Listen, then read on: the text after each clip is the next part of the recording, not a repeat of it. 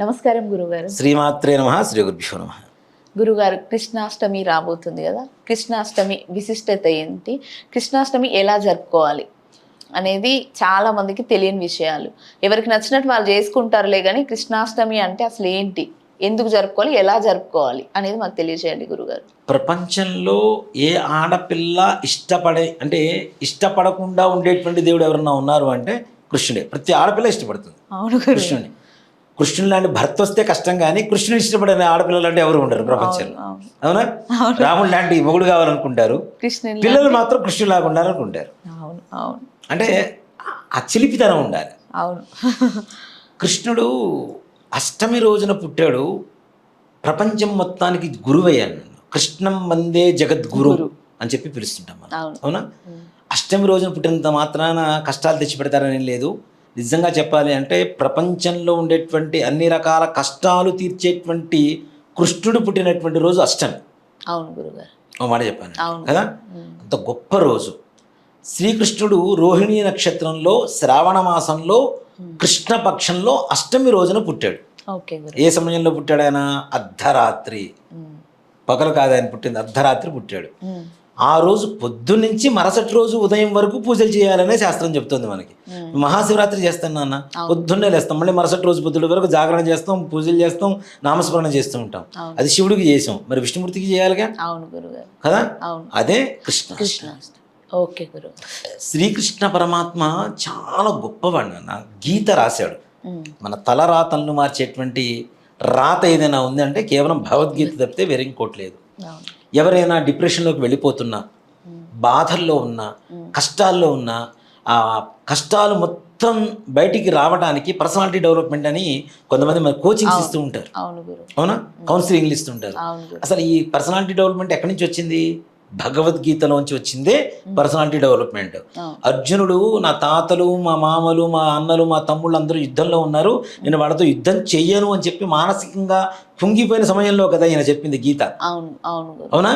మనిషిని మెంటల్గా డెవలప్ చేయడానికి కావాల్సినటువంటి రాతలు ఏమైనా ఉన్నాయంటే భగవద్గీతలో తప్పితే వేరేట్లేదు. గాంధీ మహాత్ముడు అంతటి వాడు, ఆయన గీతామకరందం పుస్తకం ఉంటుంది నాన్న, మన శ్రీకాళహస్తి వాళ్ళది. గీతామకరందం అని పుస్తకం ఉంటుంది, ఇందులో ఉంటుంది. ఆ పుస్తకంలో ఆయన ముందు మాట రాశారు.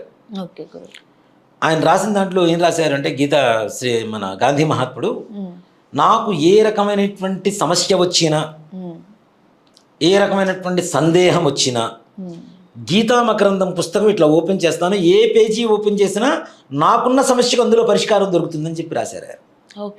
అంత గొప్పది గీత. ఇక్కడ గీత మనం ఏం చేస్తున్నాం, ఇళ్లలో అలంకారప్రాయంగా పుస్తకాలు పెట్టుకుంటున్నాం. మా ఇంట్లో గీత ఉంది. గీత ఇంట్లో ఉన్నంత మాత్రం తలరాత మారదు నాన్న.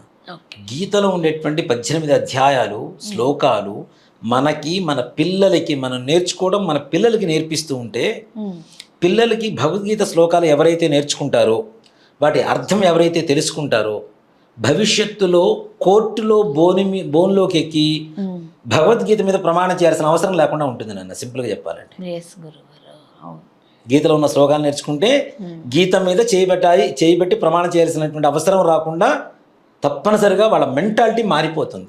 అంత గొప్పది భగవద్గీత. అలాంటి గీతనిచ్చినటువంటి శ్రీకృష్ణ పరమాత్మ జన్మదినం శ్రీకృష్ణాష్టమి.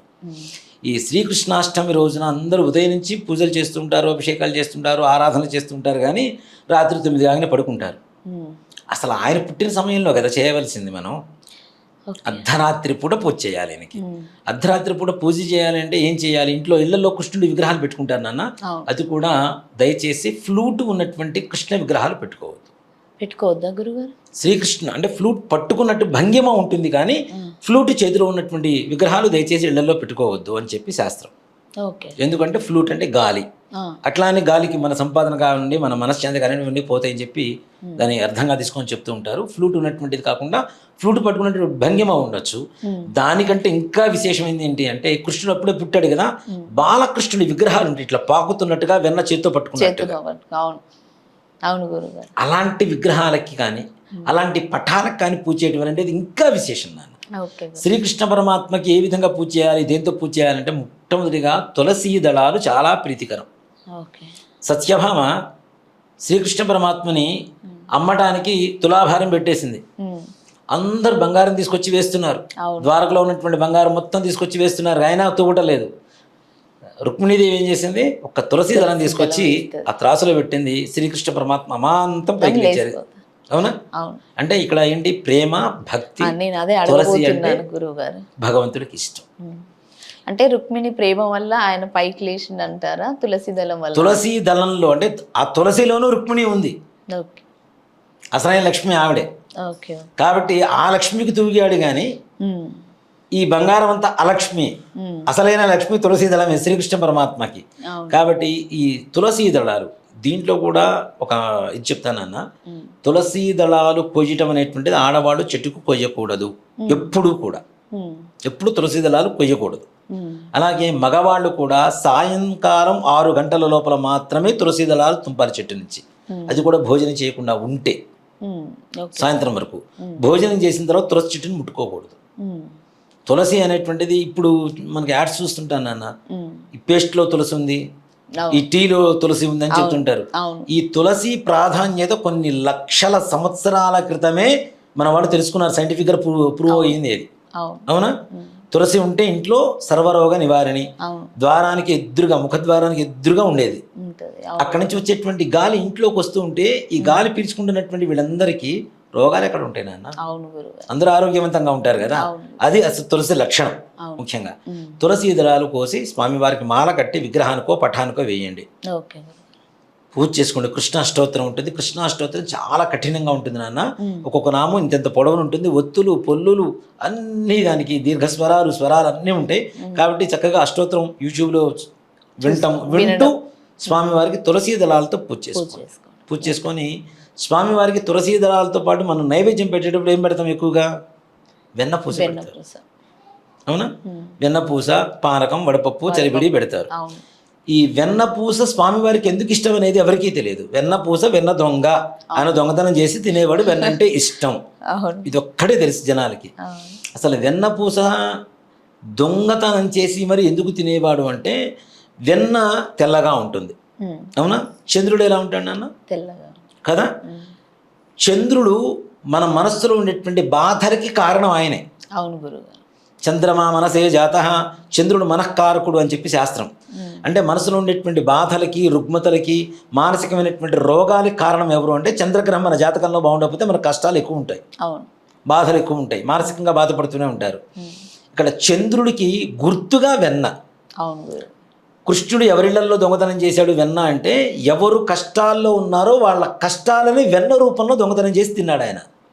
ఓకే ఓకే గురుగారు, అర్థమైందా? వాళ్ళ కష్టాలను తీసుకున్నాడు వెన్న రూపంలో, అంతేగాని వెన్న దొంగతనం చేయడం కాదు. వాళ్ళ కష్టాలు తీర్చడం కోసం సంకల్పించుకొని, ఈ ఇంట్లో వీళ్ళ కష్టం ఉంది కాబట్టి ఈ ఇంట్లో మనం వెన్న తీసుకుందాం, వీళ్ళ కష్టాలు మనం తీసుకుందాం, వాళ్ళకి సుఖాన్ని ఇద్దాం, సంతోషాన్ని ఇద్దాం అనేటువంటి మంచి సంకల్పంతో చేసినటువంటి పనిని మనం చిలిపితనంగా చూస్తూ ఉంటారు ఎక్కువగా చాలా మంది కూడా, కానీ దాంట్లో అంత పరమార్థం ఉంది నాన్న. అలాగే శ్రీకృష్ణ పరమాత్మకి ఇష్టమైనటువంటి ప్రసాదం ఇంకోటి ఉంటుంది. ఇవి సర్వసాధారణంగా వెన్నపూస, పానకం, వడపప్పు, చలిబిడి ఇవన్నీ సర్వసాధారణం. కానీ ఇప్పుడు వాడుకలో లేనటువంటిది, ఇప్పటికీ ద్వారకలో కావచ్చు లేదంటే బృందావనంలో కావచ్చు వాడేటువంటి ప్రసాదం ఒకటి ఉంటుంది నాన్న. మోదీ పుల్లలు అని చెప్పి పుల్లలు అమ్ముతారు, మనకి పచారీ షాప్స్లో అమ్ముతారు. అవి ఎట్లా ఉంటాయంటే పెప్పర్ లాగా కారంగా ఉంటాయి, మోదీ పుల్లలు అని. పుల్లలు తెచ్చుకోండి చక్కగా, వాటితో పాటు మినుములు, పొట్టు తీసిన మినపు గుండ్లు, కొద్దిగా ఈ మిరియాలు, 4 మిరియాలు చక్కగా దోరగా వేయించండి. వేయించి మిక్సీలో వేసేటప్పుడు బెల్లం కూడా వేసి మిక్సీ వేయండి. చిన్న చిన్న ఉండలు తయారు చేసుకొని అవి నైవేద్యం పెట్టండి. శ్రీకృష్ణ పరమాత్మకి చాలా ప్రీతికరమైనటువంటి ప్రసాదంగా అది ఒకటి చెప్పుకోవచ్చు. దాంతోపాటు అరటిపండ్లు, అటుకులు. కుచేలుడు అటుకులు మూట కట్టుకొని వచ్చేవాడు, ఆయన స్నేహితుడు, ఈయన కృష్ణుడికి చాలా ఇష్టం అని. అవునా? కాబట్టి అటుకులు కూడా స్వామివారికి చాలా ప్రీతికరమైనటువంటివి. ఒట్టి అటుకులు కాకుండా దాంట్లో కొద్దిగా పుట్నాలు, కొద్దిగా బెల్లం వేసి నైవేద్యం పెట్టి స్వామివారికి రాత్రి మొత్తం కూడా శ్రీకృష్ణ పరబ్రహ్మణే నమో నమః, లేదా హరే రామ రామ రామ హరే హరే, హరే కృష్ణ కృష్ణ కృష్ణ హరే హరే, ఇలాంటి నామస్మరణ చేసుకుంటూ తెల్లవారు సాము దాకా కూడాను ఉపవాసంతో అలాగే జాగరణతో ఉండి చక్కగా స్వామివారికి పూజ చేసుకొని మరుసటి రోజు ప్రొద్దున మనం భోజనం చేయడం అనేటువంటిది ఆనవాయితీగా వస్తుంది వంట చేసుకొని. అవును. ఈ విధంగా శ్రీకృష్ణ పరమాత్మకు పూజ చేసుకుంటే కృష్ణాష్టమి రోజున శ్రీకృష్ణ పరమాత్మ పరిపూర్ణ అనుగ్రహం మనందరి మీద ఉంటుందని చెప్పుకోవచ్చు. ఓకే గురుగారు, శ్రీకృష్ణాష్టమి విశిష్టత గురించి ఎలా చేసుకోవాలనే విషయాన్ని చాలా చక్కగా వివరించారు. ధన్యవాదాలు గురుగారు. శ్రీమాత్రే నమః. శ్రీ గురుభ్యో నమః.